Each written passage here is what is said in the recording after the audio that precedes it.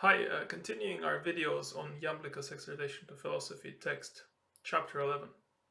So in this chapter, remember, Iamblichus is arguing that philosophy, study of philosophy and living of philosophy gives the most pleasant and useful life, the most enjoyable and happy life. And he gives different examples and proofs of this. So in this part of the chapter, he says, it is not an activity that we do that gives us pleasure or pain, but rather the reason that is applied to this activity. And he gives an example of a drinking man, a man who drinks. And then he also talks about walking, sitting, learning, any kind of activity. So the way I understood this chapter is in the following way. If we look at a man and he is drinking water, for example, we don't know if he's experiencing pleasure or if he's experiencing pain.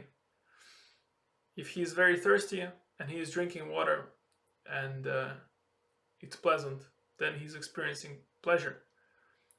Why? The reason is because he's thirsty. If he's, if he's deranged and he can't stop drinking because he is obsessed as some obsessive compulsive thing or something, and he can't stop, for example, then he's experiencing pain. Again, why? Because of the reason. And it's much easier to see this in an everyday life examples, in typical examples. For example, these are my interpretations now. For example, we typically see this very easily in psychology in relationships. Because a lot of my clients are women and they come to me with problems to do with relationships with their men or their women. So let's say a typical situation.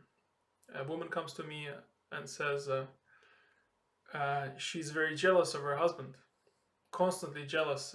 He must be cheating on her. What is going on here? And we start to look at what he does and how he does it, what he says and so forth. We look at it in detail to try and figure out where truth might be. And what often happens is this is poisoned in that person, in the woman. Not always, but quite often. And the husband doesn't do anything to suggest to her that he is cheating.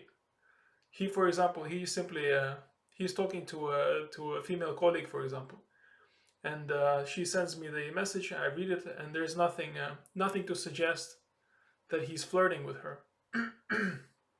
Yet, what happens in her mind, because of this, because of rather the way this is misaligned in her mind, she thinks he's flirting with her. So her reason is poisoned. She's not seeing what is really happening.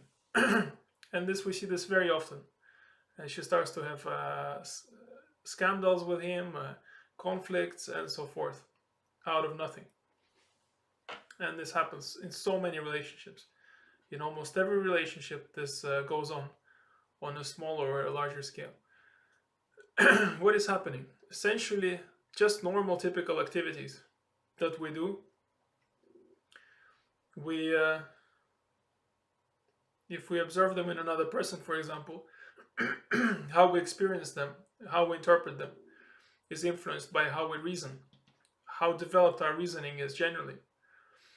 If, let's say, a person is typically used to only thinking about like cheating or not cheating, they're not considering many other factors that could be playing a role.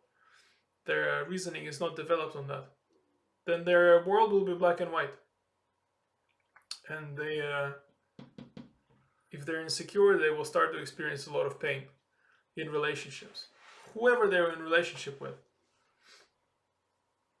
This is how I interpret this part. And the same way we can apply it to ourselves. If we're walking on the street, for example, I am going on a walk. Let's say when I used to have a full-time job, I'd walk to my work on the same route every day. And I'm walking on that road. And Iamblichus talks about the activity of walking. If I enjoy the walk or not will not so much depend on the actual walk or what's around me, but what's going on in my mind as I'm walking. If I'm thinking about stressful things, what I have to do at work, and I'm worried about it, and fearful situations arise, what will my boss think about this, and this project, I don't know how to do it, and so forth, there will be a lot of pain. If I'm walking and my reasoning is different, and I'm paying attention to the sunshine, the way it falls on the leaves, how peaceful and beautiful that is, how the trees are gently swaying in the wind. If I'm paying attention to that, then I start to relax and I'm starting to enjoy the walk more and more. So the walking itself and the place is not so important, whether we experience pleasure or pain. What is important is what is going on in our mind. This is how I experience this. And remember that philosophy, the goal of philosophy, is to very much develop reason. This is the purpose, essentially, as I understand it, of philosophy. As we develop reason, we perceive things in a much more wise way. And now we're starting to see how that would bring us more pleasure and enjoyment.